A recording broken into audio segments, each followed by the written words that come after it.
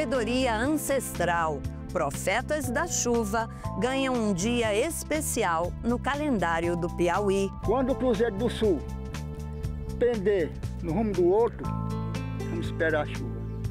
Se estiver bem em pezinho, ninguém espera não, né? Mato Grosso estuda reduzir para 40 anos a idade mínima para que mulheres façam mamografias no SUS. Foi há 40 anos. Relembre as dificuldades econômicas e políticas que o Brasil enfrentou no início do processo de redemocratização. Durante 30 dias a Constituinte esteve parada. Sem Constituição não temos transição. Nós todos fracassaremos. Sabia que os cemitérios nem sempre foram como são hoje? Conheça um pouco das histórias do cemitério municipal São Francisco de Paula, o mais antigo de Curitiba.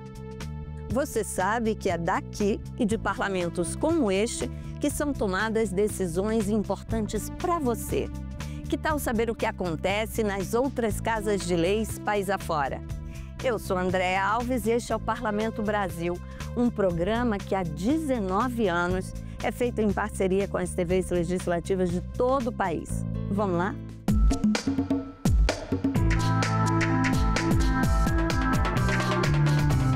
Será que vai chover? Agricultores devem investir na plantação? Acho melhor consultar antes os profetas da chuva, hein? Já ouviu falar neles? São homens e mulheres que, observando a natureza, fazem previsões do tempo. No Piauí, esse conhecimento ancestral foi reconhecido pela Assembleia Legislativa, que criou o Dia Estadual dos Profetas da Chuva, 6 de janeiro. O objetivo é manter viva a tradição. Quem vive no campo usa os sinais da natureza para identificar os fenômenos. Por exemplo, a história da véspera de Santa Luzia, o uso das pedras de sal. E aquela que tem mais água refere ao mês que vai chover mais. O canto da siricora, o crachá de determinados sapos, né? Então que ali o sapo se expressa e identifica chuva. Dizem que quando está próximo a chover, as nascentes de água aumentam o volume de água. A radiestesia, que é o uso da varinha para localizar fontes de água. Então são conhecimentos populares que se reproduzem ao longo de centenas de anos e que indicam mudanças na natureza que pode representar chuva ou seca. O projeto do deputado Lima beneficia dezenas de comunidades rurais piauienses. E para conhecer os personagens dessa história, nossa equipe de reportagem seguiu em direção à comunidade Tapera dos Vital, na zona rural de Pedro II, cidade distante 205 quilômetros de Teresina. A comunidade fica na divisa entre Piauí e Ceará. Aqui residem 215 famílias que vivem da agricultura. Povo que planta, colhe e beneficia a produção para vender para o poder público. É nesse cenário que vivem os Profetas da Chuva, que até se organizaram em uma associação que possui mais de 20 membros. A Associação dos Profetas da Chuva de Pedro II se reúne anualmente para tratar de demandas, trocar ideias e manter viva a tradição.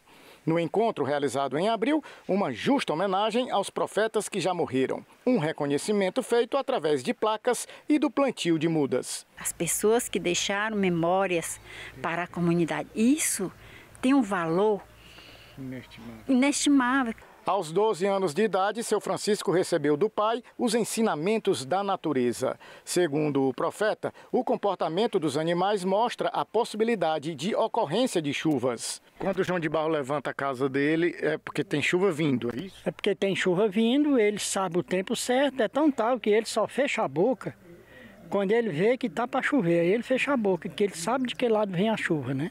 Se é do norte ou se é do sul. Entendi. Ou se pode ser nascente ou poente. Aí ele bota de acordo com o inverno. E as caças também dizem algo, né? O tatu, o preá, o que é que eles dizem? Como é? O que eles dizem é o seguinte, que ele só se, como se diz, se camufla lá dentro do chão quando está perto de chover. Porque ele sabe que os filhos dele já vêm para comer coisa verde, né? Porque aqui só tem coisa verde na época da chuva. Tendo como base o conhecimento empírico, seu Antônio fez uma análise do clima em 2025. No mês de abril vai ter chuva, E o mês de maio está marcando também 2 chuvas fortes, que foi só 2 dias que teve vento forte. E em junho no dia 26, 29 e 30. Chuva. E o resto é chuva fina, mas marcou muita chuva, mais que esses meses que já passou. Seu José aprendeu com o pai um ofício que é passado de geração a geração. O profeta não tem estudo, mas muita experiência na observação da lua e das estrelas. Quando a lua sai, no dia 25 de dezembro, que é dia de Natal, que meu pai chamava nosso pai jardadeiro, nós já estávamos no barquinho, todas elas vão para lá, né? Se ela sair com a barra, bem coberta, vamos esperar que o inverno vem, né? No sul são 2 cruzeiros. E são 2 manchas do sul. Quando os 2 tem um cruzeiro grande e o pequeno. Uma pequena daqui é pequena, mas é grande, né? Quando o cruzeiro do sul pender no rumo do outro, vamos esperar a chuva. Se ele estiver bem em pezinho, ninguém espera não, né? O Carlos é formado em Ciências Biológicas, tem 32 anos e é outro profeta, só que mais jovem. Ele é a continuidade de uma tradição que ajuda muito a agricultura e a pecuária. As pessoas hoje, elas desacreditam muito do que não podem ver com antecedência, né? A gente vive num mundo informatizado, né? Que é importante também, mas desde que a gente não perca a nossa essência. Muitas pessoas que desacreditam, que falam posteriormente, o profeta errou a previsão, o profeta errou isso, mas eles esperam até o prognóstico dos profetas da chuva para ter uma previsibilidade de quando plantar, de quando iniciar os trabalhos na roça. A importância dos profetas não está apenas na previsão do tempo. Eles também conseguem achar, utilizando um arame de cobre, a água do subsolo. O seu Francisco, por exemplo, está procurando, nesse momento, achar um lençol freático. Se o arame tremer, é porque, com certeza, tem água por aqui. Subiu? Subiu, vai subindo, viu? Significa o quê? Que significa que tem água. E não é pouca, não é muita água, né? Então é só cavar. É só cavar que aqui dá água. Segundo o seu Francisco, nesse ponto tem água em uma profundidade de 12 metros. Ele encontrou a água, mas como o local é bem em frente à igreja do povoado, fica complicado perfurar o solo por aqui. A professora e antropóloga Adeldata dos Anjos tem até monografia sobre o assunto. Segundo ela, o projeto aprovado pela Assembleia Legislativa valoriza a cultura, a ancestralidade e a vida de quem depende do clima para sobreviver. É uma sabedoria imensa, né? Empírica, entre aspas, mas que tem um valor muito grande. Então, não pode deixar morrer. E eu tenho muita esperança que esse movimento avance a nível de Piauí. O Piauí daria um salto de qualidade, de cultura, né? De ancestralidade, né? De espiritualidade dos povos originários, eu não gosto da palavra resgate, de revitalização das culturas dos nossos ancestrais, que seria muito bom para o Piauí. Mamografia obrigatória para mulheres a partir dos 40 anos de idade. É o que determina um projeto de lei que está em análise na Assembleia Legislativa de Mato Grosso. Hoje, o Ministério da Saúde não limita a idade, mas prioriza o exame para pessoas acima dos 50. No Amapá, deputados aprovaram o ZEE, Zoneamento Ecológico e Econômico do Estado, um instrumento de planejamento territorial para conciliar desenvolvimento econômico e segurança ambiental. Veja o que foi notícia nas casas legislativas do país. O deputado Wilson Santos apresentou um projeto de lei que estabelece a obrigatoriedade da realização anual do exame de mamografia nos serviços públicos de saúde a todas as mulheres a partir dos 40 anos de idade. Isso ajudaria a identificar tumores de forma mais precoce e isso aumenta em muito chances de cura. Quando se faz o exame preventivo, ou quando você faz o ultrassom, quando você faz a mamografia, nós conseguimos identificar o tumor, o câncer de mama, numa fase muito inicial. Isso faz toda a diferença no tratamento. Então, hoje, para vocês terem uma noção, no Brasil ainda se faz um diagnóstico muito tardio. E por que após os 40 anos? O câncer de mama ele é mais comum em mulheres com a faixa etária mais avançada. É muito raro você ter um câncer de mama antes dos 40 anos. Então, após os 40 anos, ou ao completar os 40 anos, já começa essa preocupação maior em que a mulher tem que fazer aí a sua mamografia anual. A presidente da Associação de Apoio aos Pacientes Oncológicos de Cuiabá lembra também que o diagnóstico tardio implica em mais dano à saúde da mulher. Traz muitas sequelas, não é a doença, é o tratamento oncológico. Então, quando é detectado inicialmente, ele tem até 95% de chances de cura, não de tratamento, de cura. Muitas cidades do estado sequer têm um equipamento para fazer a mamografia. Quanto mais demora para iniciar o tratamento, maiores são os custos. Isso seria também outro motivo para a realização do diagnóstico precoce. Quando eu pego uma paciente no início do câncer, eu uso medicamentos, eu uso drogas que de menor potência, o tempo de tratamento ele é menor, evidentemente esse custo ele é menor para o serviço público. Agora, quando eu faço um diagnóstico de uma paciente mais tardia, ou quando esse tumor saiu da mama, foi para outros lugares, essa paciente fica anos fazendo tratamento, anos usando o medicamento, que é caro. Então, pensando em custo, é fundamental que a gente faça o diagnóstico precoce. Wilson Santos traz no artigo 2º do projeto de lei 404 de 2025 que a realização do exame de mamografia deve ser feita de forma gratuita pelo Sistema Único de Saúde.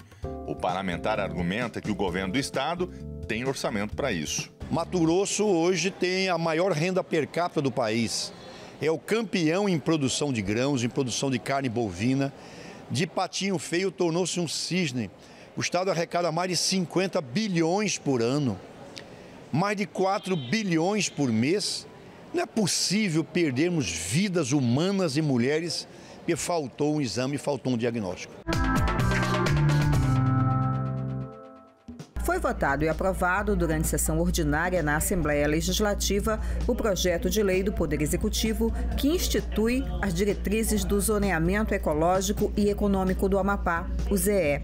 Um instrumento importante que garante segurança ambiental e jurídica. O documento subsidia políticas públicas de desenvolvimento econômico, sem esquecer a preservação do meio ambiente. O Amapá é o estado mais preservado do Brasil, mas enfrenta dificuldades econômicas e sociais.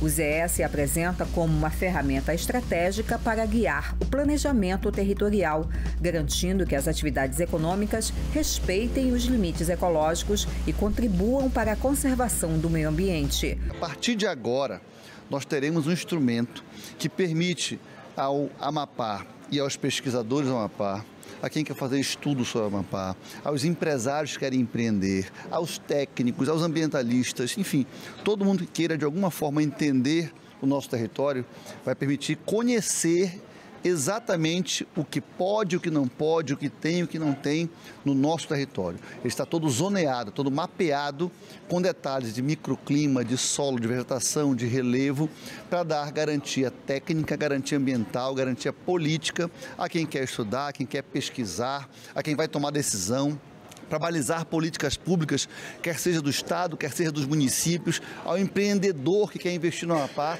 vai fazer isso com segurança. Hoje nós estamos encerrando um ciclo de uma longa espera. São 32 anos que a população do estado do Amapá, os produtores rurais do Amapá, aguardavam pela aprovação desse projeto ZEE, que é o zoneamento ecológico econômico do estado do Amapá. Nós estamos hoje vivendo um dia histórico, um dia que realmente ficará registrado, né, na história desse estado como um grande avanço, um avanço significativo e muito importante para o desenvolvimento do Amapá. Agora é bola para frente, fazer o Amapá se desenvolver, gerar oportunidades, empregos, que é o mais importante. O projeto agora será analisado pelo Conselho Estadual de Meio Ambiente e pelo Ministério do Meio Ambiente.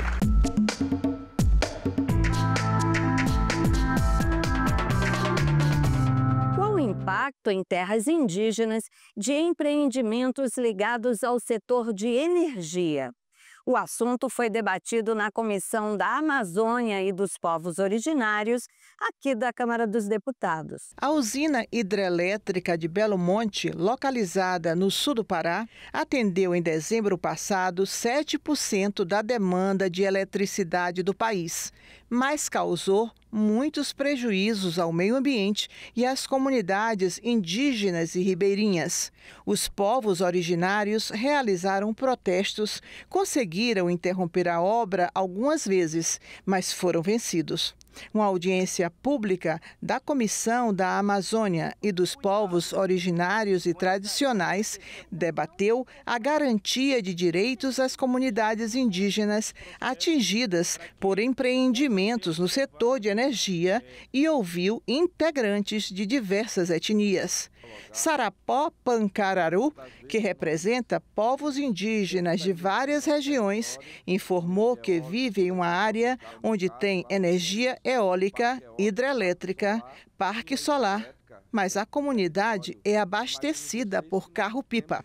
Como é que o país quer dialogar com os povos indígenas se os tratam ainda dessa forma? Vocês estão próximos ao rio, vai instalar uma hidrelétrica, tira os povos indígenas do seu território, afastam ele dali, levam água para outras regiões, para outros estados, e nós que somos ali da região do São Francisco estamos passando sede. Bruno Potiguara, representante do Ministério dos Povos Indígenas, disse que a consulta prévia às comunidades indígenas para a exploração de energia em seus territórios é garantida pela Constituição e por uma convenção da Organização Internacional do Trabalho, a OIT. Todo e qualquer empreendimento que for afetar diretamente ou indiretamente os povos indígenas, é necessário que tenha a consulta livre, prévia, informada, como prevê a Convenção 69 da OIT. Então eles têm o direito de opinar, de se colocar, e o Ministério dos Povos Indígenas tem se posicionado sempre nesse sentido. Cretan Caigangue, representante da articulação dos povos indígenas da região sul, falou que essas garantias legais não estão sendo suficientes. Sim, tem que ser respeitada a Convenção 69 da OIT, mas tem que ter muito cuidado o que se pode. Minerar, petróleo, gás, não é brincadeira. Não é uma coisa simples, não é uma coisa que é reversível os impactos que podem acontecer dentro dos nossos territórios. Segundo a deputada Célia Chacriabá, do PSOL de Minas Gerais, a exploração de petróleo no Rio Amazonas precisa ser discutida na comissão com muita responsabilidade. Tem um alto índice na Amazônia, que lá são 200 povos indígenas diretamente impactados, com 400 blocos pronto para ser explorado, gás e também a exploração de petróleo. Mas sem esquecer do Nordeste brasileiro, assim como na região do Ceará, onde teve vários derramamentos e é responsável, inclusive, por morte de várias espécies marinhas. Você lembra como foi o primeiro governo civil no nosso país após 21 anos de ditadura militar? A economia, a política. Veja na terceira reportagem da série especial da TV Senado sobre os 40 anos da redemocratização. Prometo manter, defender e cumprir a Constituição, observar as leis, promover o bem geral e sustentar a união, a integridade e a independência do Brasil. 15 de março de 1985. Em uma manhã de sexta-feira, o Congresso Nacional dava posse a José Sarney como presidente da República. Uma eleição indireta, após um ciclo de 21 anos de regime militar. Dava-se início a um mandato de 5 anos, marcado em especial por 2 grandes desafios: reconstruir a democracia e conter a crise da inflação.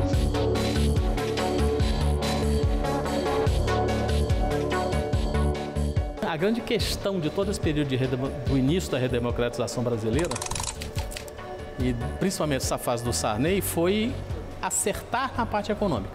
A instabilidade econômica foi uma herança do regime militar.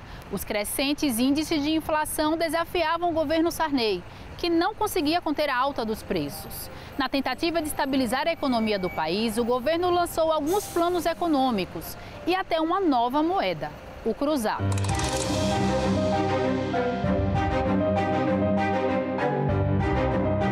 Em 86 nós tivemos um plano econômico subdividido em dois, né? O Cruzado 1 e o Cruzadinho. O Cruzado 1 começou muito bem, claro, o congelamento de preços e a queda da inflação determinou o quê? Um aumento do poder de compra.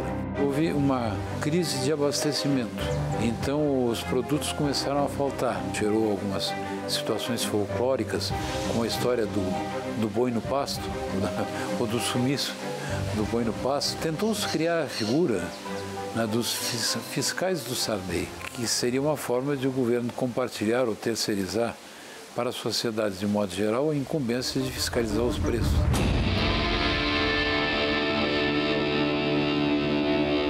Os preços aumentavam, assim, loucamente, certo?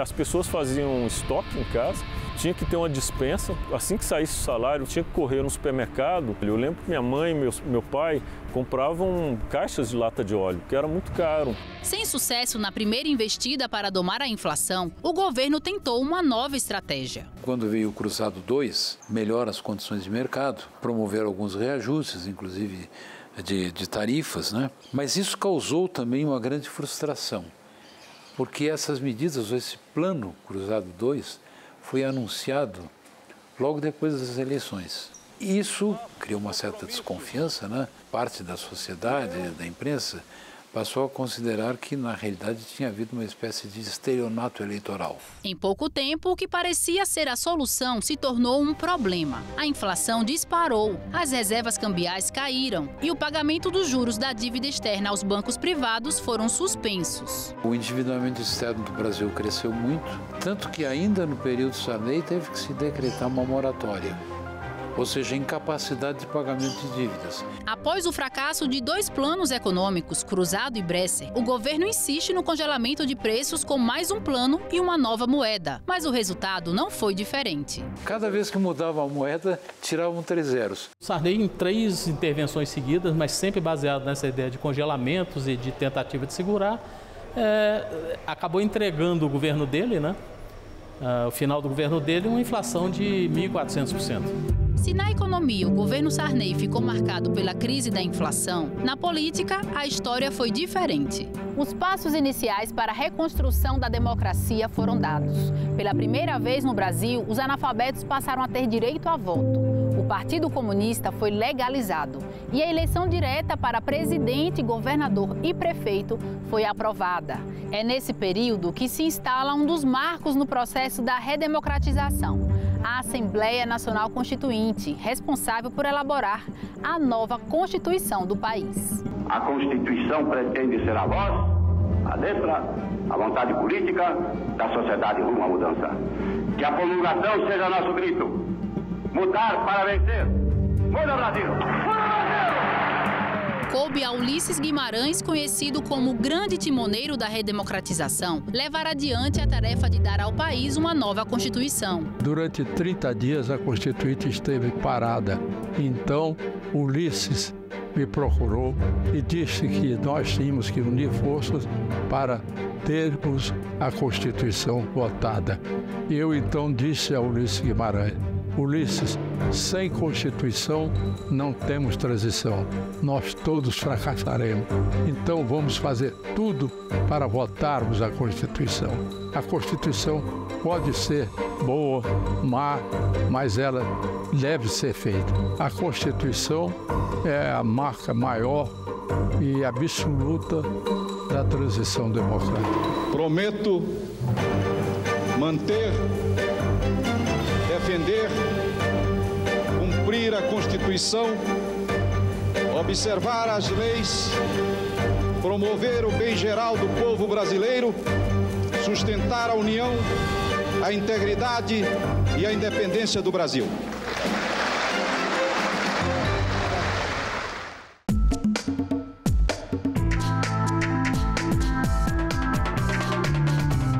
Você sabia que antigamente as pessoas eram sepultadas nas igrejas? Não só nos jardins, viu? Mas dentro delas, nos pisos e até nas paredes. Pois é, era uma forma de tentar garantir a salvação da alma. Mas em 1801 Seguindo uma preocupação mundial com a saúde pública, Dom João VI proibiu essa prática por aqui. Acreditava-se que os vapores que saíam dos cadáveres propagavam epidemias. Ele então determinou a construção de cemitérios extramuros, ou seja, fora das igrejas. Mas não foi fácil mudar a cultura não, viu, gente? Só 30 anos após a ordem de Dom João é que saiu o primeiro cemitério, o de Salvador, e ele acabou sendo depredado pelo povo. Já em Curitiba, cidade que tem 332 anos, o cemitério municipal mais antigo completou 170. E ele só foi fundado após mais de 2 décadas de debates entre os vereadores. Visitar o cemitério municipal de Curitiba é uma viagem no tempo. A necrópole guarda consigo personagens que fazem parte do acervo histórico da cidade. Abriga túmulos que chamam a atenção por seu tamanho e riqueza de detalhes, como o de José Aure e família, cujo sobrenome acabou batizando o bairro que antes era uma área de sua propriedade. Famílias antigas que perpetuam até hoje e conservam seus espaços, e outras que foram esquecidas pelo tempo, com túmulos aparentemente abandonados que chegam a assustar. Pessoas que passaram a fazer parte da vida de muita gente somente após a morte. O caso da Maria Bueno, com tantas placas de agradecimento ao seu redor que não se pode nem contar. A ela são atribuídos muitos milagres e graças recebidas. O amor aparece expressado em esculturas, para imortalizar momentos, como o da menina Lucy, que se encantou com as novas flores do jardim da casa de seus pais e colheu-as todas. Os pais acharam graça na travessura, mas poucos dias depois a criança adoeceu e faleceu. E assim se seguem centenas de túmulos com pessoas que talvez nem tenham se encontrado em vida, mas cujas histórias se cruzam e permanecem em um único lugar, o cemitério municipal.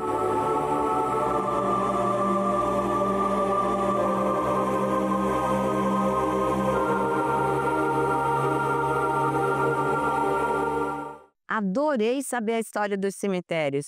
E esse de Curitiba tem até visita guiada para turista. Bora lá? Você sabe que se quiser rever este ou qualquer outro programa da TV Senado, tem tudo na internet, no site da TV ou no YouTube. Até semana que vem, pessoal. Tchau!